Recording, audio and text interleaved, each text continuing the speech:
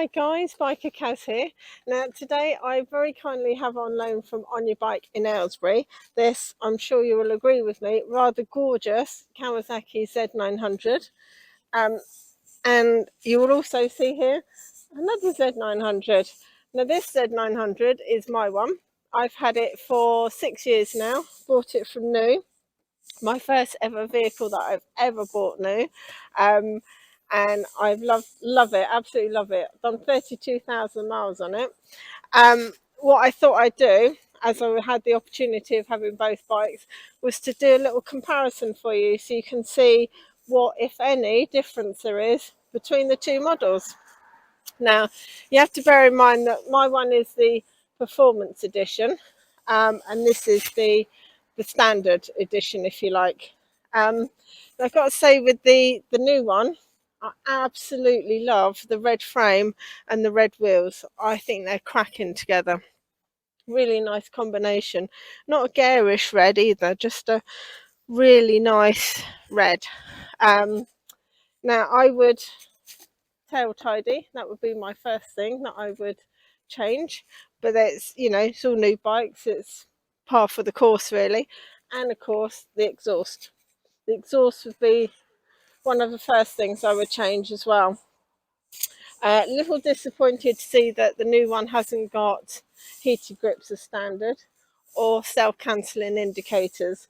My one hasn't got, or didn't have them as standard, but a lot of the new bikes now do have self-cancelling indicators, and that would be a good progression for me, certainly.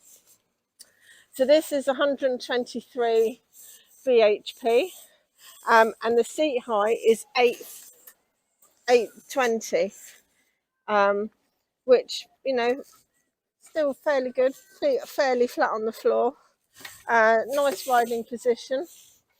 And the other thing it has got is a screen here, TFT screen, which has smartphone connectivity, so you can connect it to an app and get your phone and messages, etc. on that. But really nice. And also the new one has modes, which mine doesn't have. So it's got rain, road and sport. And other than little bits of paneling, it's got different lights, different little bits here. There really isn't a lot of difference look wise. The seat on my Z is 795, so quite a bit lower really, and you'll see there that my feet are really planted on the floor there. But again, really nice riding position, very comfortable. So mine, as I said, is the performance edition. So the performance edition came with a screen, it came with the tank pad, a seat cowl and an aquapovic exhaust. So I didn't have to put them on, but what I did do, I did find the exhaust a little bit quiet for me. So I took off the Kawasaki pipes, and they're actually Delkevic pipes on there, and I did have a Delkevic end can, but that was a little bit too noisy. So I put the aquapovic back on. And I'll just start it out for you, but I think you'll see it does make a difference with the noise.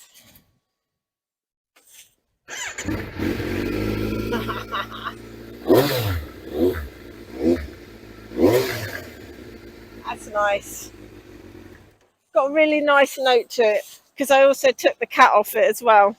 But I've had this 6 years now, and bear in mind I have another bike, and I also have bikes on loan to ride and review. I've done 32,000 miles on this now. Been around Europe on it.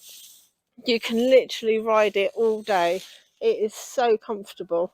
I have put a Kawasaki comfort seat on it. Give me a little bit of padding, which is good. And of course I put a tail tidy on, which was my first, one of the first things I did, along with heated grips. But yeah, it's a really cracking bike to ride. And then if I compare it with the new Z, other than it being a little bit taller, it's virtually the same BHP, and you really can't notice any difference in the riding, the power. It's still huge fun to ride, really sticks to the road, corners nicely. But yeah, I've ridden it a little while now. Personally, I can't see much difference, if any. Would I swap my Z for a new one? Not sure. The only thing with my Z, I suppose, is the mileage. A bit high now, but you know, still perfectly good bike. Still perfectly good for many, many more miles. And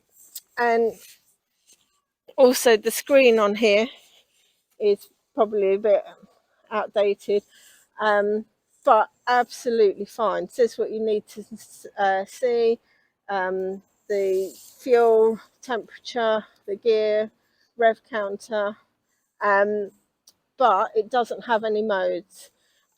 So would I swap my bike that's absolutely perfectly okay with no modes for a bike with modes? Probably not. Personally, I'm not a fan of modes. I much prefer a more basic bike. And yeah, it's perfectly good. I absolutely love it. And I absolutely love this one as well. I really, really do like the colour. I am taken with it, especially the red wheels. That is quite nice. But yeah, so I just thought it'd be really interesting for you guys to see up close and personal the two together. So they're 6 years apart, and really virtually the same bike. Both huge fun to ride. And I mean, I've ridden mine all day, and will continue to do so. But yeah, do yourself a favour, get a test ride, see for yourself how good they are, and make your mind up. And give me a like and a comment, and share your experiences with me. See what you thought. So I hope you liked this video.